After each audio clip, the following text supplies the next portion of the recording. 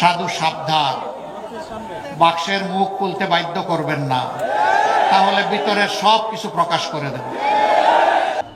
সম্মানিত ভাই ও বোনেরা, নারী পুরুষে যেমন একটা পরিবার গড়ে ওঠে, ঠিক তেমনি ভাবে নারী পুরুষের সম্মেলনে একটা দেশ এবং সমাজ গড়ে ওঠে।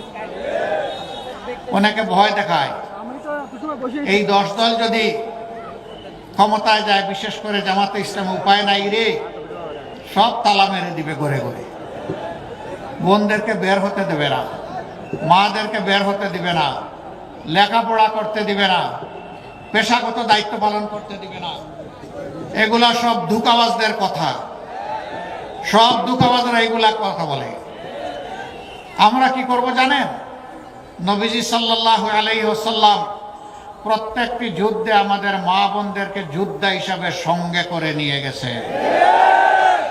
যুদ্ধের চাইতে কঠিন কোনো কাজ আসমানের নিচে জমিনের উপরে হয় না। সেই কাজে যদি মায়েরা ভূমিকা পালন করতে পারেন, তাহলে সমাজে এমন কোনো কাজ নাই যেখানে তারা দায়িত্ব পালন করতে পারবেন না। বর্তমান সমাজেও তারা কাজ করেন, কিন্তু দুইটা জিনিসের বড়ই অভাব। একটি হচ্ছে তাদের নিরাপত্তা, আর একটি হচ্ছে তাদের মর্যাদা।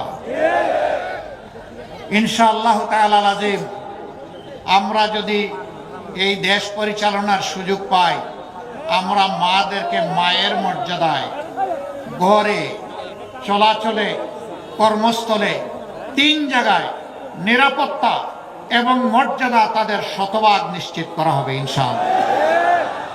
আমরা বিশ্বাস করি আমাদের জীবনের চাইতে আমাদের মায়েদের ইজ্জতের মূল্য অনেক বেশি। আমাদের চাইতে কেউ এই মূল্য, এর প্রতি সম্মান প্রদর্শন করেছেন তার প্রমাণ কেউ রাখতে পারেন নাই। যারা আজকে বড় গলায় কথা বলেন বিভিন্ন জায়গায়, তাদের হাতেই আমাদের মা বোনেরা, মেয়েরা ক্ষতিগ্রস্ত হয়। বড়ি বড়ি প্রমাণ, প্রতিদিন এই বিভৎস চিত্র উঠে আসে। তারা কিনা আবার আমাদের সমালোচনা করেন।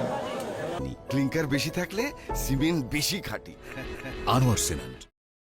সাধু সাবধান, বাক্সের মুখ খুলতে বাধ্য করবেন না, তাহলে ভিতরের সব কিছু প্রকাশ করে দেবে। আমরা কারো বিরুদ্ধে লাগালাগি, খুচাখুচি করা পছন্দ করি না, কিন্তু আমাদেরকে কুচা দিলে কুচা ফিরাইয়া দেওয়া আমাদের উপরে ওয়াজিব। সেই ওয়াজিব কাজটি করতে আমাদেরকে মেহেরবানি করে বাধ্য করবেন না। আমরা আগেই বলেছি, জাতিকে বিভক্ত করতে চাই না, জাতিকে ঐক্যবদ্ধ করে আমরা সামনে আগাতে চাই। এই জন্য আমরা 3টা শর্ত মাত্র দিয়েছি। এই শর্ত আমাদের রাজনৈতিক সাংগঠনিক শর্ত নয়, এটি বাংলাদেশের জনগণের শর্ত। আমরা বলেছি, আগামী সরকার যদি আল্লাহ তাআলা আমাদেরকে গঠন করার তৌফিক দেন, আমরা সবাইকে নিয়ে সরকার গঠন করতে চাইব।